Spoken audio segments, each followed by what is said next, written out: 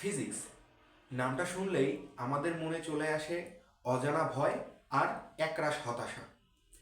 HSC এবং admission physics নিয়ে প্রায় 1.5 বছর কাজ করার পরে আমি এই উপলব্ধিটি করেছি যে এইচএসসিতে এসে বেশিরভাগ স্টুডেন্টের ফিজিক্সের প্রতি ভয় থাকার কারণ এবং ফিজিক্স বুঝতে না পারার ম্যাক্সিমাম কারণটাই থাকে তাদের এসএসসিতে বেসিক্সে কিছু গ্যাপ থাকা। এইচএসসিতে ওঠার সময় আমরা দেখতে পাই ফিজিক্সের অনেক ধরনের ঘটনা, অনেকগুলো অধ্যায় এবং 2টো পার্টের বই। যাদের এসএসসির ফিজিক্সে কিছুটা গ্যাপ থেকে যায় তারা এই ফিজিক্সের মোটা মোটা 2টো বই দেখেই অনেকটা হতাশ হয়ে পড়ে। এছাড়াও বেসিকে ঘাটতি খুব বড় একটি সমস্যা আমাদের বাংলাদেশের পার্সপেক্টিভে। বেসিকের ঘাটতিটা কেমন? বেসিকের ঘাটতিটা এমন যে এসএসসিতে প্রশ্নগুলো খুব মডারেট আসে, অর্থাৎ তুমি ফিজিক্স যদি খুব ভালোভাবে নাও পড়ো তবুও এসএসসিতে কিছু ফর্মুলা তুমি মেমোরাইজ করে গিয়ে পরীক্ষার হলে A+ পেয়ে যেতে পারো, যার কারণে তুমি একটা ফেক কনফিডেন্সের মধ্যে থাকতে পারো যে আমি আসলে ফিজিক্স পারি, আমি আসলে হায়ার ম্যাথ পারি, আমি আসলে ম্যাথমেটিক্স পারি। কিন্তু পরবর্তীতে দেখা যায় যখন এইচএসসিতে অনেকগুলো পড়াশোনা আমাদের একত্রে করতে হয় এবং পড়ালেখার লেভেলটাও একটু হাই এসএসসির তুলনায় এবং জিনিসগুলো লেন্দি, যার কারণে আমরা তখন নিজেদের ফ্লো থেকে ছিটকে পড়ি। ঠিক এ কারণেই দেখা যায় এসএসসির তুলনায় এইচএসসিতে A+-এর হার অনেক কম। তুমি খেয়াল করে দেখবে তুমি যেই উচ্চ মাধ্যমিক বিদ্যালয়ে পড়ছো সেই স্কুলে যতগুলো ছেলে এসএসসিতে A+ পেয়েছে তার 1/3 এইচএসসিতে গিয়ে A+ পায় না এবং এসএসসিতে সায়েন্স নিয়ে এইচএসসিতে গিয়ে আর্টস নিয়ে নেয়।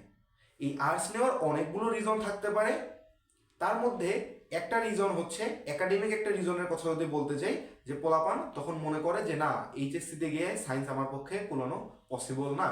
এছাড়াও বিভিন্ন কারণ থাকতে পারে, যেমন অনেকের টার্গেট থাকে বিসিএস বা ইউনিভার্সিটির যে কোনো ল বা লোক প্রশাসন এই ধরনের কোনো সাবজেক্ট, তাদের বিষয়টা অন্য। বাট ভয় একটা কিন্তু মেজর ইস্যু। এছাড়াও বর্তমান সময়ে দেখা গেছে এসএসসি এবং এইচএসসির কারিকুলামটা কেমন হবে এটা নিয়ে বেশ দ্বিধাদ্বন্দ্ব ছিল, যার কারণে আগামী বছর এবং আগামীর পরের বছর এই 2 ব্যাচ খুবই ক্রুশিয়াল একটা মোমেন্ট পার করবে। কেন আগামী বছর বলতে আমি বোঝাচ্ছি এসএসসি 2026 ব্যাচ। এদেরকে কি করতে হবে জানো? 1 বছরেই কিছু চ্যাপ্টার কমিয়ে একটা বই কিন্তু পড়তে হবে। কিছু চ্যাপ্টার কমানো আছে যেহেতু শর্ট সিলেবাস, কিন্তু এরা কিন্তু পুরো ক্লাস 9 ওই বইটা পড়েনি। আগামী বছর মানে এই বছর যারা পরীক্ষা দিচ্ছে তারা না, কিন্তু আমি 26-এর কথা বলছি, এসএসসি 2026 আর এসএসসি 2027। এদের কি প্রবলেমটা হবে জানো?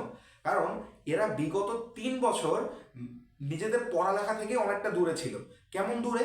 সেটা হচ্ছে ওই যে বিভিন্ন ধরনের প্রজেক্ট বা রান্নাবান্না হ্যান ত্যান কারিকুলামটা এই টাইপের ছিল, যার কারণে তারা আসলে প্রপার পরীক্ষার মধ্য দিয়ে যেতে পারেনি।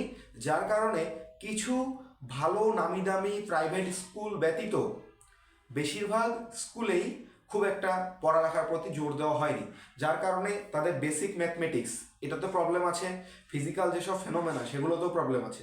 এই সব কিছু কাটিয়ে এই 2 ব্যাচকে এইচএসসিতে যখন আমি পড়াবো তখন আমাকে বেশ বড় একটা চ্যালেঞ্জের সম্মুখীন হতে হবে। ঠিক এই কারণে আমার টার্গেট আগামী 1 বছর কিংবা 1.5 বছর সময়ে এসএসসির পুরো কন্টেন্টটা তোমাদের সামনে তুলে ধরা। এসএসসির আমি যেসব জিনিসগুলো পড়াবো সেটা হচ্ছে ফিজিক্স, কেমিস্ট্রি এবং ম্যাথমেটিক্স। এটা মেইনলি হায়ার ম্যাথমেটিক্স, যদি সুযোগ হয় আমি তাহলে জেনারেলটাও করিয়ে দিব। এই 4টা সাবজেক্টের এসএসসির ফুল কন্টেন্ট ধীরে ধীরে আমার ইউটিউব চ্যানেলে আপলোড হতে থাকবে।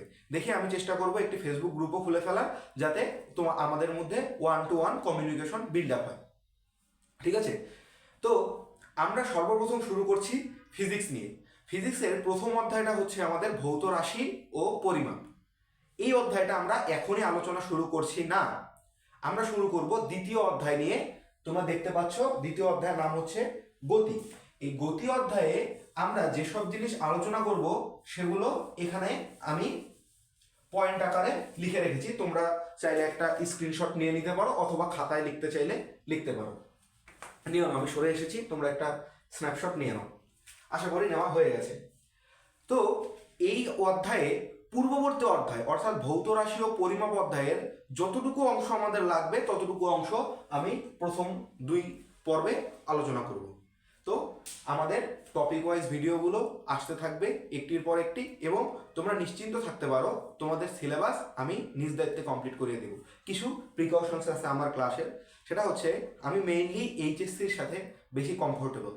এইচএসসির সাথে বেশি কমফোর্টেবল মানে কি, আমি ধরেই নিচ্ছি যে তোমার এসএসসিতে কিছু নলেজ আছে, এরপরে সেখান থেকে আমি আস্তে আস্তে আস্তে আস্তে এইচএসসির পুরোটা তোমার মাথার মধ্যে ইনপুট দিয়ে দিয়ে থাকি। এর আগে তাই করে এসেছি। এখন যেহেতু আমাকে একদম লোয়ার মিডিয়াম থেকে পড়াতে হচ্ছে, সেহেতু তোমার কাছে আমার পড়াগুলো একটু কঠিন লাগতে পারে, একটু, বেশি না। বাট কোথাও যদি তুমি না বুঝো, এই ভিডিওটা 2 বার দেখবা অথবা ভিডিওটা থেমে নিজে একটু চিন্তা করবা। তোমার বোঝার জন্য যতটুকু প্রয়োজন পড়বে আমি ততটুকু বলেই দিব। তুমি এটুকু নিশ্চিত থাকতে পারো যে আমার কাছে পুরো চ্যাপ্টারটা কমপ্লিট করার পরে তোমার কোনো বেসিকে ঘাটতি থাকবে না, কোনো ম্যাথমেটিক্যাল প্র্যাকটিসে ঘাটতি থাকবে না, এবং যে কোনো প্রবলেম তুমি সলভ করতে পারবে। বোর্ডে আসা বলো অথবা বিভিন্ন কলেজ অ্যাডমিশনে আসা বলো, অথবা এর সাথে রিলেটেড যে এইচএসসির বইয়ের প্রবলেমগুলো আছে তোমরা সেগুলো সলভ করতে পারবে। কারণ এই কথাটা নিয়ে অনেকেই আবার ঘাবড়ে যেতে পারো, এসএসসিতে আবার এইচএসসি আসছে কি করে।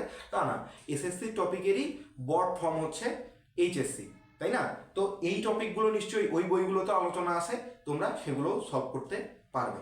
ওকে, এবার ব্যাপারটা হচ্ছে যখন আমাদের কাছে এইসব জিনিসগুলো কঠিন মনে হবে তখন আমরা কি করব, ভিডিওটা একটু বন্ধ করব, 2 মিনিট রেস্ট নিব, তারপরে ওই ভিডিওটা আরবার শুরু করব। তাহলে দেখবা আর কঠিন মনে হচ্ছে না। তোমাদেরকে যত ইজিভাবে তোমাদের সামনে উপস্থাপন করা উচিত আমি করাবো। ম্যাক্সিমাম টিচারের ক্ষেত্রে যে জিনিসটা দেখা যায়, বা এসএসসির কন্টেন্টের ক্ষেত্রে যে বিষয়টা সবচেয়ে বেশি আমাদের চোখে দেখা যায়, সেটা হচ্ছে এসএসসিতে পড়ানো হয় খুবই অল্প, বেশি গভীরে যাওয়াই হয় না। যার কারণে এসএসসির পড়াগুলো তোমাদের কাছে উপরে উপরে ধারণা দেওয়ায় তোমাদের কাছে এইচএসসি হয়ে পড়ে অনেক বেশি কঠিন। প্রপার বেসিক না থাকার কারণে তুমি একটা ফর্মুলা জানলে ম্যাথ কিন্তু করতে পারবা, কিন্তু পরবর্তীতে ওর অ্যাকচুয়াল অ্যাপ্লিকেশনগুলো কোন কোন জায়গায় সেই জিনিসগুলো কিন্তু তুমি বুঝতে পারবে না। আমি এখানে চেষ্টা করব প্রথমে তোমাদেরকে নর্মাল লেভেল থেকে শুরু করে প্রত্যেকটা অঙ্ক কতদূর হাইয়েস্ট লেভেল অবধি যাওয়া যায় ততদূর পর্যন্ত তোমাদের খুব ভালোভাবে বোঝানো। এজন্যে তোমাদের আমার সাপোর্ট প্রয়োজন, এবং আমার প্রয়োজন তোমাদের সাপোর্ট। তোমাদের আর তোমার চেষ্টা এবং আমার সার্ভিস, এই দুইটার মিথস্ক্রিয়ায় আমরা এসএসসিতে একটি খুব ভালো বেসিক গঠন করতে পারবো, স্কুলের পরীক্ষাগুলোতে ভালো করতে পারবো, এবং সেই সাথে এসএসসিতে খুব ভালো একটা মার্ক ক্যারি করতে পারবো। এবং এই বেসিকগুলো যখন আমাদের খুব ভালোভাবে আয়ত্তে থাকবে তখন আমরা এইচএসসিতে গিয়ে দেখব আমাদের এইচএসসির পড়াগুলো পড়তে কোনো ধরনের সমস্যাই হচ্ছে না। তো সবাইকে ধন্যবাদ। নেক্সট ভিডিওতে আমরা এই গতি চ্যাপ্টারটা শুরু করব।